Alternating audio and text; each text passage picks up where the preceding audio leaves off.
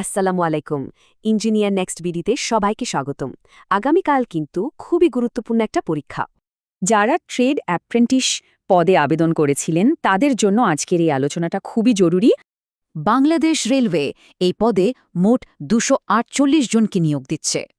এটা কিন্তু 20তম গ্রেডের একটা সরকারি চাকরি, আর বেতন স্কেল ৮,২৫০ থেকে ২০,০১০ টাকা।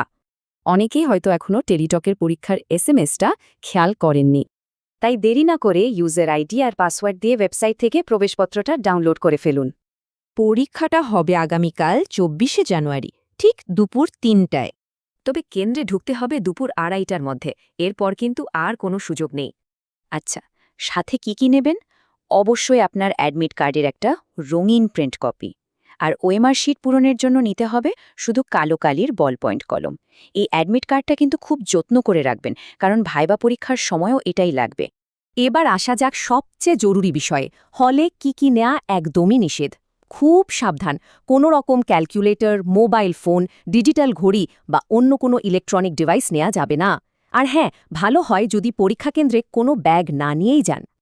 পরীক্ষার হলে কিন্তু কান খোলা রাখতে হবে, মানে পরিদর্শকের সব নির্দেশনা মন দিয়ে শুনতে হবে। আবেদন করার সময় যে স্বাক্ষর দিয়েছিলেন হাজিরা খাতায়, ঠিক সেই একই স্বাক্ষর দেবেন। আর মনে রাখবেন, পরীক্ষা শেষ হবার আগে কিন্তু কোনোভাবেই হল থেকে বের হওয়া যাবে না। যারা ঢাকার বাইরে থেকে আসছেন তারা জ্যামের কথা মাথায় রেখে হাতে সময় নিয়ে বেরোবেন।